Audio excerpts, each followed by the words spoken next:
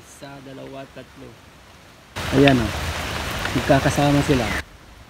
Tignan mo pag nagkakasama yung saging sa pagtanim. Talagang nabubuhay sila o. Diba? Kasi nga, sabi sa kasabihan, family stays together, stays forever. Ha? Ayan o. Buhay sila o. Diba? Hindi ko lang alam kung anong klaseng saging to. Pero anyway, nandito yan sa lupain ko. Tatambulan ko ulit ng lupa.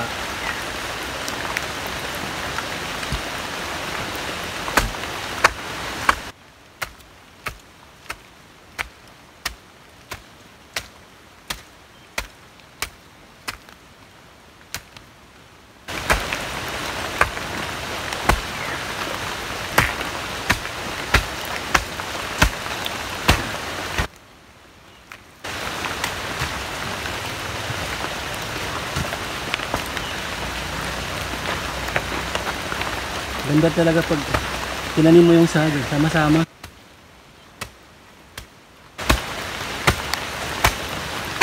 Bumubuhay sila.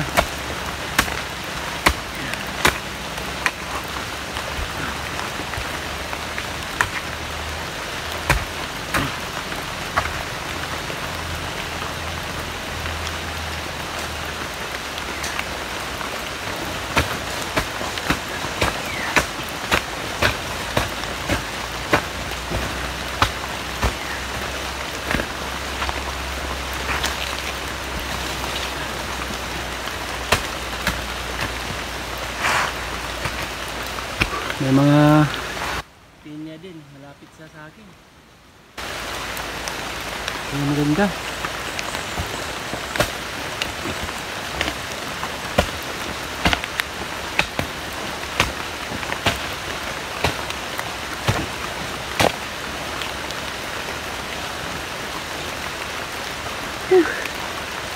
Kapagod din. Ganda ngayon kasi umulan.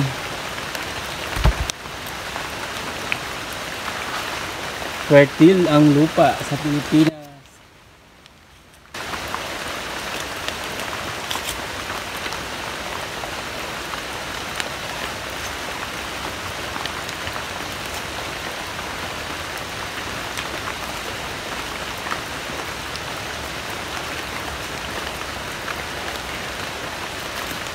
Ang dami ko lang nakitang saging dito. Pag ito nagbunga lahat. Wow! Madami akong saging. Marami na naman ulit akong ipamimigay na saging naman.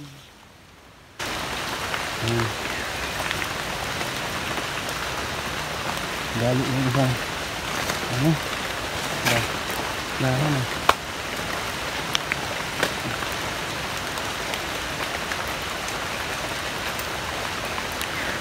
Ayos mga idol.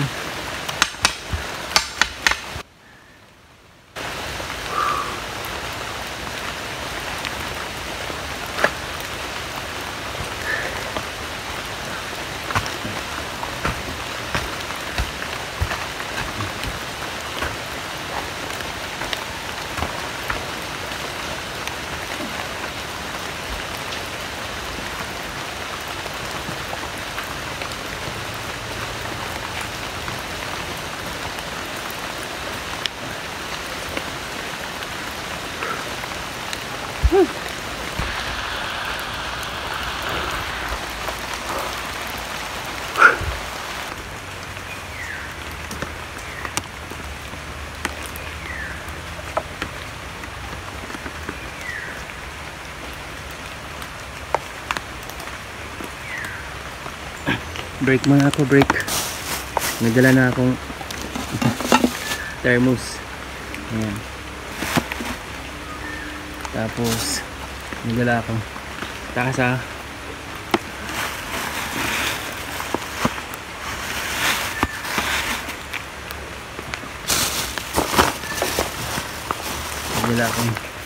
Bumili ako ng tinapay, baon ko. Tapos nagdala din ako ng Nescafe Creamy White para buhay. ang loob. Muulan, kaya nagkuha ko ng dahon ng anahaw para ipandong dito para hindi ako mabasa.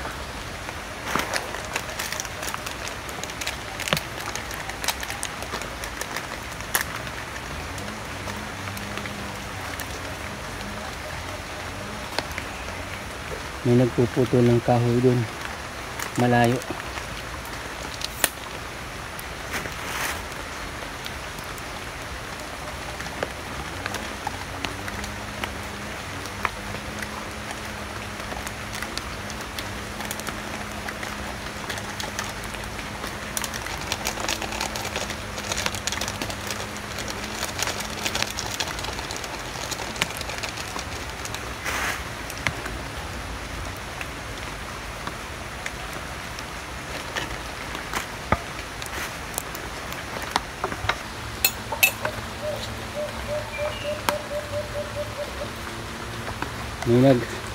May nagchichincho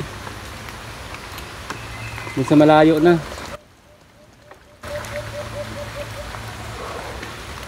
Ang sarap ng kape sa bukid tapos tag-ulan pa.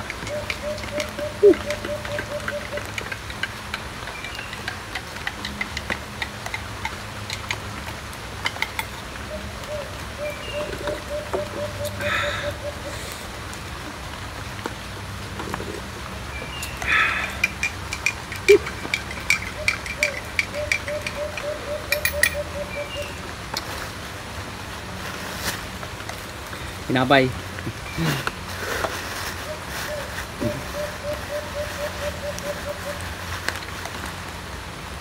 Wala nang palaman. Diretso na sausaw. Okay.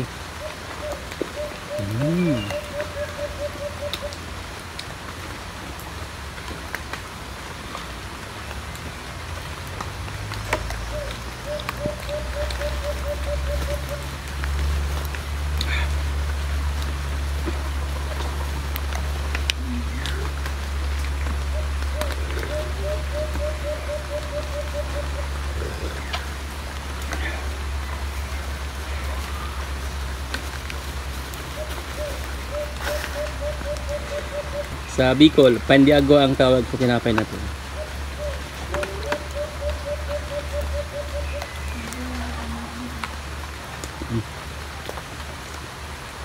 May manok, guys. May manok. Yung manok na ano, yung manok na layas. Kulay itim ang paa. Dalawa. Magsyuta yung manok.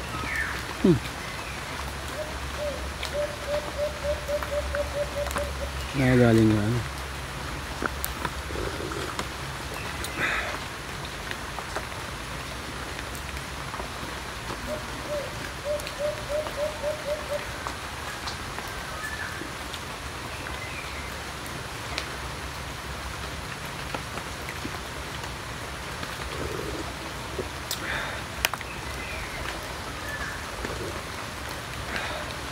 Mga idol, kape tayo.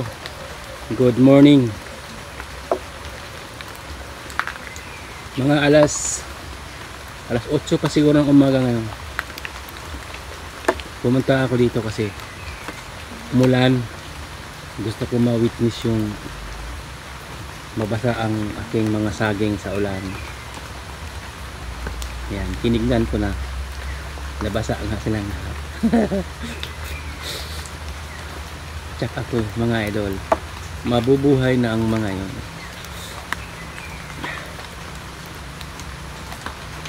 Kasi nandito na ako mag-aalaga sa kanila.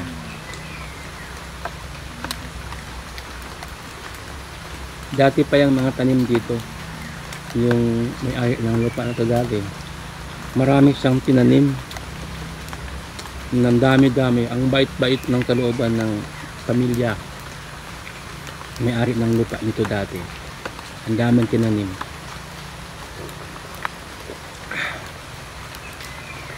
Ang mga kilala ko mga kahoy lang tanim nila. Number 1 is mahogany. malalaki na, ang dami. Siguro kung mabilangan ko lahat, lagpas siguro 100 na puno ng mahogany ang naitanim nila dito sa lupa nila.